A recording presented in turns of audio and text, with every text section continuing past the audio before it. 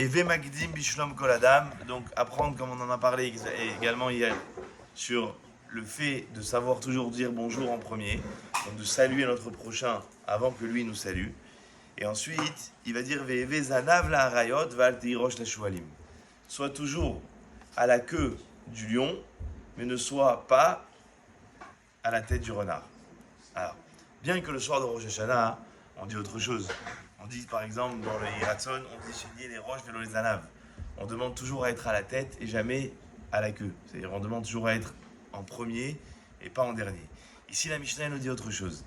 Ici la Mishnah nous dit qu'un homme il doit savoir apprendre à justement être ce qu'on appelle du côté des lions et non pas du côté des renards. Le Zohar HaKadosh dans la Parashat Trouma il dit que les hommes doivent s'habituer. Donc c'est évidemment une comment ça s'appelle une déviation, ou plutôt c'est la Mishnah qui est une déviation du Zohar. En tout cas, elle va dire la chose suivante. Kadama edili ave barnage zanava le ariovata velo recha le alaya. Cette même Mishnah, on la retrouve dans le Zohar HaKadosh.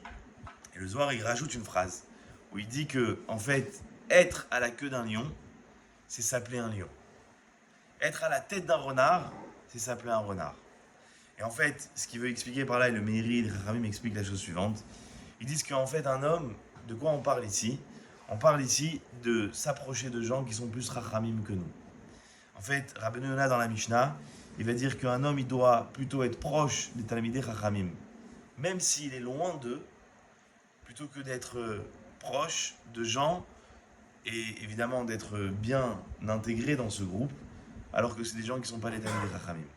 Ça veut dire qu'en fait, obligatoirement, les rachamim ils vont nous dire qu'un homme il va ressembler et être influencé par les gens qu'il fréquente. C'est-à-dire qu'on ne peut pas éviter cette chose-là.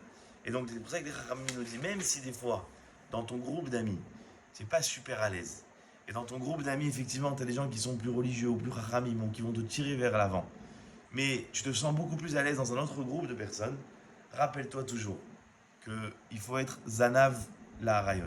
Zanav la Harayot, c'est la queue du lion, c'est-à-dire c'est quelque part ce qu'il y a de plus loin chez le lion. C'est quelque part quelque chose que le lion, il n'est même pas conscient qu'il est là. Mais les Chachamim, ils nous disent, sache qu'il faut apprendre à être là-bas. Et plus que ça, ils vont nous dire que Rabbi Shimon Bar Yochai, il va dire dans la paracha de Lech Lecha, il va dire que Agar, qui était la femme d'Abraham Avinu, Agar, elle était la fille de Paro.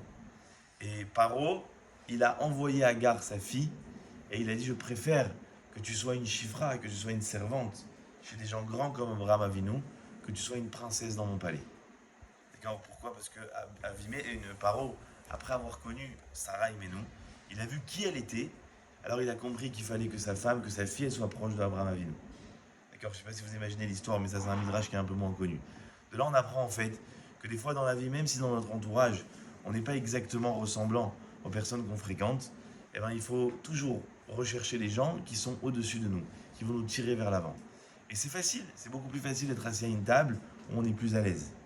Mais être plus proche des gens qui vont nous pousser vers le haut, même si nous, quelque part, ça ne nous met peut-être pas à l'aise comme on voudrait l'être, eh ben, c'est ce que les Chachamim nous apprennent ici dans cette Mishnah. Et juste pour finir, la Mishnah nous dit aussi une chose qui est comme ça au passage méanienne, c'est qu'elle dit soit à la queue du lion et non pas à la tête du renard. Pourquoi elle a choisi le renard? Le lion, je veux bien, le lion c'est le roi des animaux.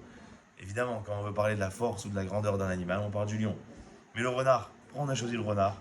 Si on voulait parler d'un animal qui est bien moins fort que le lion, on aurait parlé peut-être, je sais pas moi, je vous laisse imaginer dans votre tête n'importe quel animal. Et pourquoi le renard?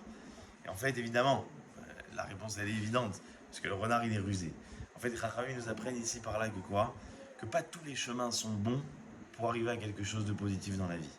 Le renard, il a cette capacité de savoir faire croire ou de tromper la personne qui est en face de lui.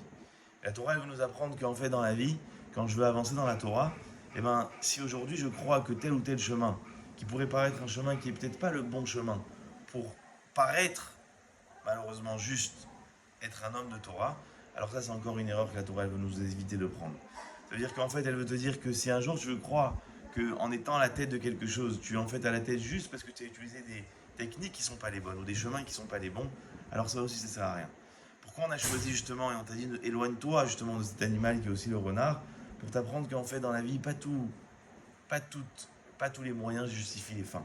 Et ça veut dire que même si tu dois arriver quelque part à la Torah et tu dois évoluer vers la Torah, n'oublie pas de toujours évoluer de façon authentique.